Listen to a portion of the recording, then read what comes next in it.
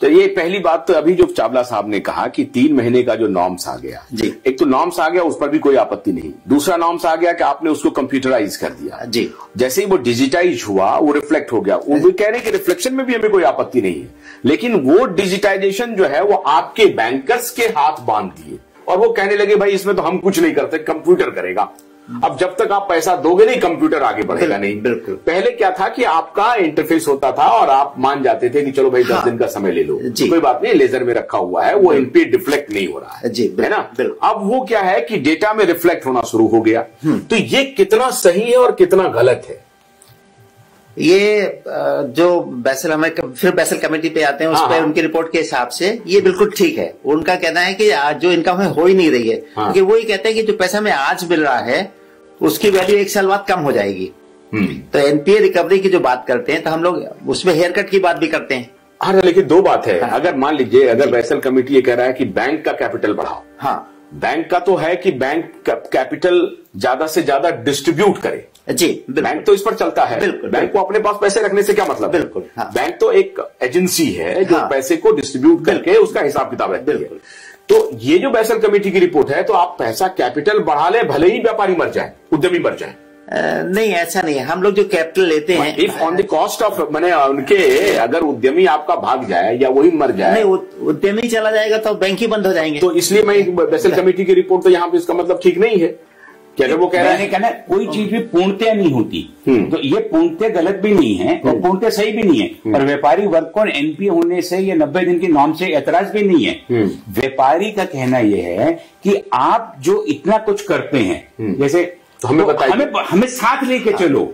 मैं वही कह रहा हूं आपको, अगर आज 1 महीना पहले आप जब स्विट्जरलैंड का टिकट करा रहे थे, आपने पत्नी को बताया कि आप भी शॉपिंग करिए, तो हम भी वो भी शॉपिंग करती, वो भी तैयार होती, तो हमें भी तो आप तैयार कराइए। सच है कि उन्होंने नहीं बताया? नहीं, देखिए, हमने जो बैंक में जो इसका डिजिटाइजेशन हुआ या कंप्यूटर्स आए, तो इसका बेसिक फैक्टर ये था कि हम लोग अकाउंट्स को ठीक रखने के लिए, इसका बेसिक पर्पज ये था, इंटेंशन अकाउंट ट्रांसपेरेंट हो जाए। और हम लोग उसमें बैलेंसिंग करते थे पहले कि एक अकाउंट में बुक कीपिंग आसान हो जाए, बुक कीपिंग आसान हो, मेन बात ये थी। फिर जब वो हो गया तो हम लोग ने स्टेटमेंट भी उससे निकालने लगे, सारे स्टेटमेंट्स उससे निकालने लगे।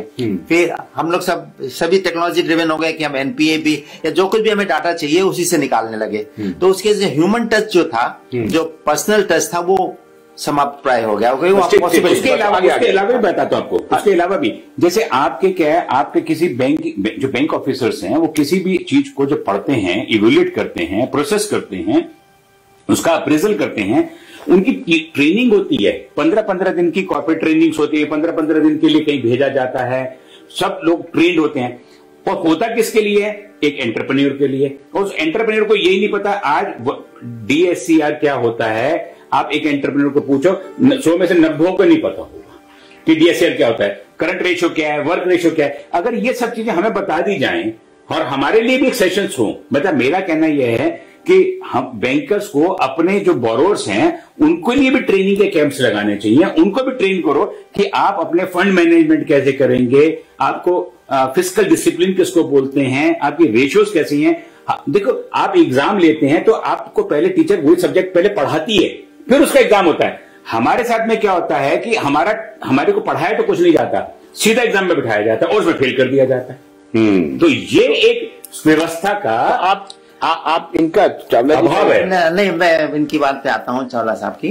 एक्चुअली क्या है कि बैंक से प्रिज्यूम कर लिया, जैसे हम बैंक से प्रिज्यूम कर लिया कि जैसे जो चीजें हैं जो बैंक्स कर रहे हैं या जो रेशियोज हैं, जैसे रेशियोज की बात कर रहे हैं, ये इनको पता होगा। वो बिल्कुल एक बात है कि जो एंटरप्रेन्योर्स होते हैं उनको ये बात शुरू में नहीं बताते। इसके लिए इंक्यूबेटर्स हम लोग चला, मतलब बैंक से सिंडिकेट बैंक नहीं, आईआईटी कानपुर में हम लोगों ने इंक्यूबेटर चलाया कि जिसमें एंटरप्रेन्योर्स को डेवलप करें। तो उस तरह के होने चाहिए, उस तरह के एफर्ट्स न खाली बैंक से बल्कि और जगहों से भी होने चाहिए।